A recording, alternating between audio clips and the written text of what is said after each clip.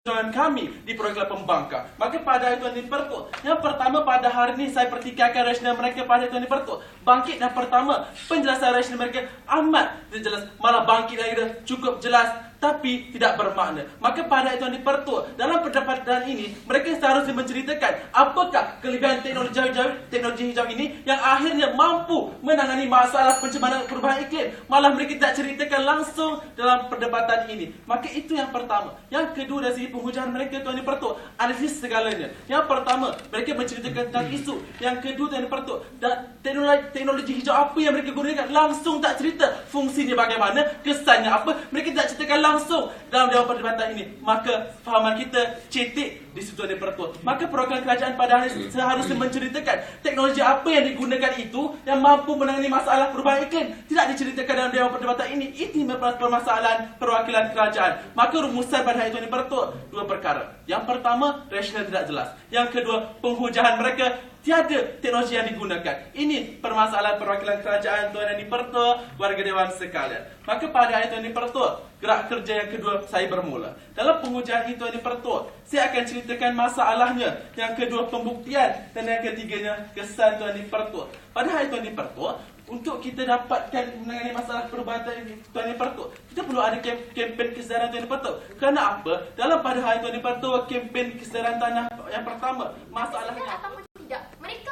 asyik menceritakan tentang kempen. Dan kempen ini mengurangkan penggunaan tenaga yang tidak mesra alam Tuan Yang Dipertua. Maka Tuan Yang Dipertua secara tidak langsung mereka sedang cuba untuk membantu teknologi hijau. Pada satu masa mereka menggalakkan penggunaan teknologi hijau. Mengapa menggalakkan penggunaan teknologi hijau? Sekiranya teknologi hijau ini benar-benar tidak mampu untuk menangani masalah perubahan iklim. Itu pertama Tuan Yang Dipertua. Yang kedua, pada hari ini mereka bercerita tentang kesedaran masyarakat. Yang berhormat, pada hari ini mereka kata kerana masyarakat tidak sedar maka teknologi hijau tidak mampu menangani masalah perubahan iklim.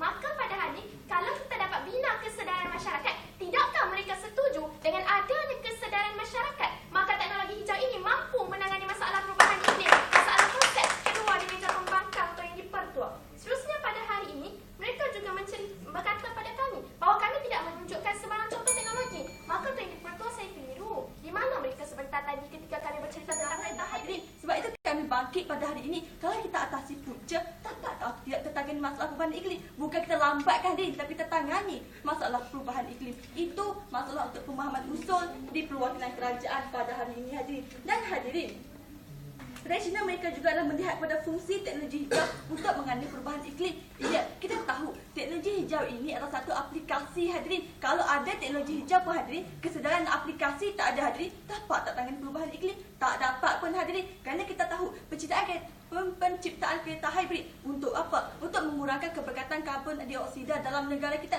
Namun, tiada kesedaran untuk aplikasi kereta hybrid dapat atau tidak terganggu masalah perubahan iklim. Itu tak dapat ditunjuk oleh perwakilan mereka pada hari ini. Tiba-tiba saja ingin menukar usul perdebatan, kurangkan, melambatkan perubahan iklim, hadirin. Dan hadirin, beban bukti yang mereka tuntut untuk kami galas dan jawab pada hari ini senang sahaja. Kalau teknologi hijau ini tidak mampu menangani masalah perubahan iklim, mengapa agensi-agensi luar masih lagi mempromosikan teknologi hijau itu, hadirin? Bagi saya, itu bukan beban bukti yang baik, hadirin. Sepatutnya, beban bukti yang mereka berikan tunjukkan kepada kita kelemahan atau limitasi yang ada dalam teknologi hijau ini. Ia tidak mampu menangani masalah perubahan iklim, hadirin. Nak cakap apa, hadirin? Wujud promosi. Bukan teknologi hijau sahaja yang dipromosi, hadirin. Pelbagai teknologi lagi kita promosi untuk kita mengawal masalah alam sekitar yang berlaku dalam negara kita, hadirin. Kalau anda gedung ilmu yang terbilang, di sini kita julang, cita-cita berjuang untuk mencapai matlamat cemerlang.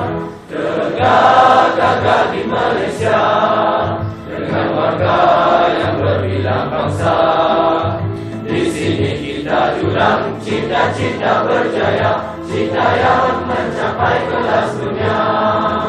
Kan ku bawa obor menyala ke seluruh tanah melata.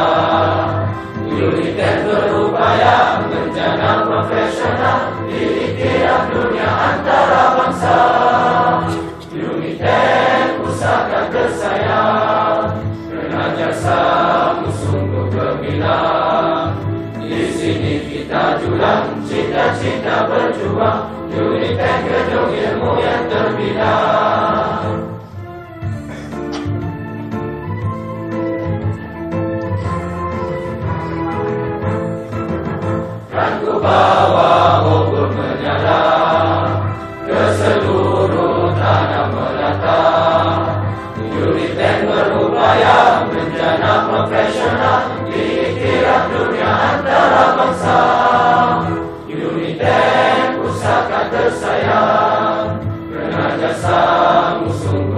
terbina.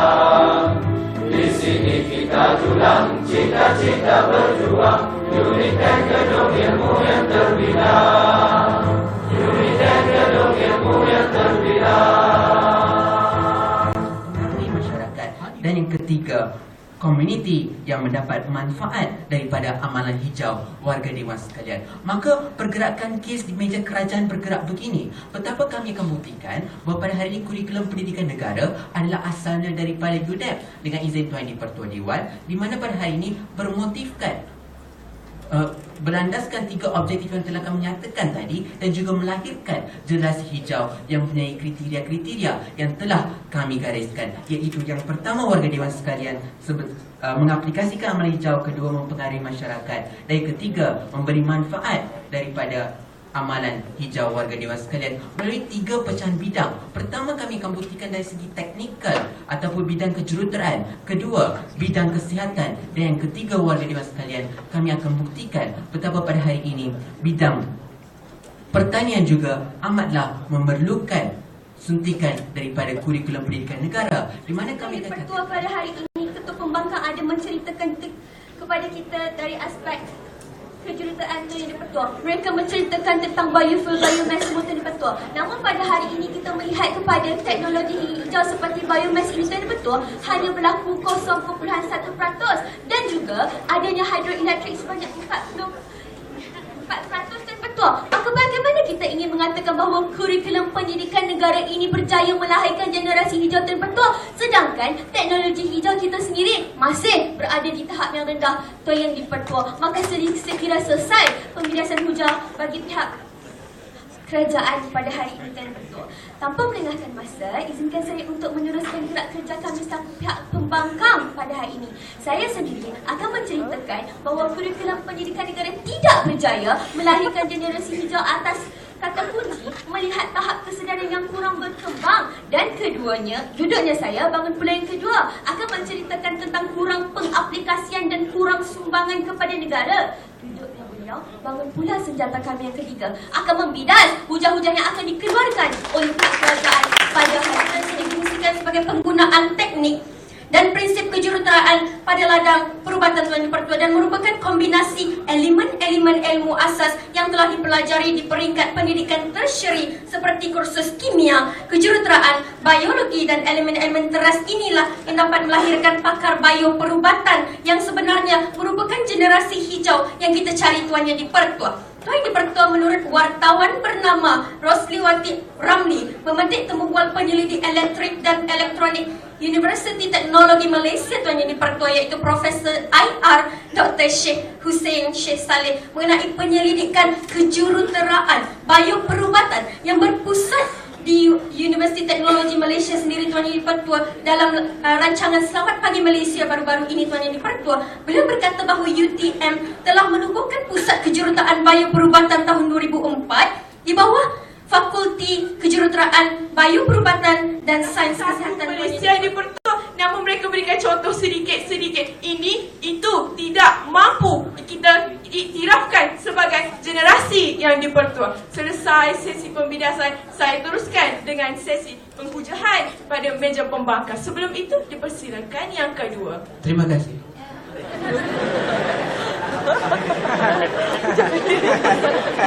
Terima kasih Yang Berhormat. Pada hari ini persoalannya, adakah pelajar-pelajar yang saya sebutkan tadi, iaitu pelajar bioperubatan, pelajar bioteknologi, pelajar kejuruteraan merupakan yang terdiri daripada semut-semut? Bukankah mereka manusia yang merupakan generasi hijau pada hari ini Yang Berhormat? Terima kasih Yang Berhormat. Yang Berhormat, sekali lagi saya tekankan, tidak mereka beritahu kepada seisi Dewan pada ini berapa ramai pelajar-pelajar itu yang Di-Pertua. Adakah semut-semut yang sedikit itu cukup untuk kita iktiraf sebagai satu generasi hijau yang Di-Pertua? Saya teruskan dengan sesi penghujahan. Hujah kedua meja pembangkang pada hari ini berada di bawah kata kunci kurang pengaplikasian yang Pada hari ini pembangkang ada beberapa kesilapan yang perlu dititik beratkan. Yang pertama Tuan Di-Pertua, Bangkitnya daripada menteri ketiga ada memberikan izin anda. Bertanyakan bagaimana berjaya itu, bagaimana ia boleh diukur. Jawapan saya pada hari ini, berjaya yang telah dilahir, berjaya bermaksud yang telah diterangkan oleh Perdana Menteri apabila kita sudah mencapai 3 kriteria yang menyebabkan generasi hijau itu wujud. Yang pertama, generasi hijau kriterianya adalah mampu mengaplikasikan amalan hijau. Yang kedua, mampu mempengaruhi masyarakat untuk menggunakan produk hijau. Dan yang ketiga, mendapat manfaat daripada amalan hijau. Apabila wujudnya ketiga-tiga kriteria ini dalam masyarakat, maka wujudlah generasi hijau. Dan kita dikira berjaya mewujudkan generasi hijau. Kerana apa? Kerana kurikulum pendidikan negara yang menjadi asas kepada wujudnya generasi hijau ini yang berhormat. Seterusnya Tuan Pertua, mari kita lihat lagi permasalahan beliau. Apabila Ketua Bangka pada hari ini tidak menolak konsep dengan mengatakan fokus kita terhadap peringkat tersyari. Mana fokus di peringkat lain Tuan Pertua? Padahal ini saya jawab Tuan Pertua. Matlamat pendidikan primary dan sekondari adalah untuk menempatkan diri dalam awal, bagaimana mereka ini boleh masuk kepada pendidikan tersyari Tuan Yang Dipertua? Kerana sebagai contoh, kalau katalah pada hari ini saya tidak mengambil subjek biologi, maka saya tidak boleh masuk dalam asasi perubatan. Menunjukkan pendidikan sekondari dan juga primary itu juga penting dalam melahirkan teknologi hijau Tuan Yang Dipertua, melahirkan generasi hijau Tuan Yang Dipertua. Baiklah, dipersilakan yang ketiga. Apa saya lebih berminat dengan anda? Terima kasih. Yang berhormat, persoalannya pada hari ini, apabila kami telah membuktikan adanya teknologi-teknologi hijau ini yang dihasilkan oleh generasi hijau, teknologi hijau ini sebenarnya diguna pakai oleh masyarakat serantau. Selaras dengan apa yang kami bawakan pada hari ini, generasi hijau adalah dapat mempengaruhi masyarakat antara kriterianya yang berhormat. Saya jelaskan. Terima kasih Yang Berhormat. Nampaknya pada hari ini saya keliru. Sejak awal perdebatan, mereka tidak menunjukkan langsung bahawa produk-produk yang dikeluarkan itu digunakan secara meluas oleh masyarakat Tuan Yang Dipertua. Kerana mereka hanya bercerita tentang pendidikan tersyari semata-mata. Maka selesai dengan izin laluan tersebut Tuan Yang Dipertua. Kerana mereka sendiri tidak membuktikan sejauh mana masyarakat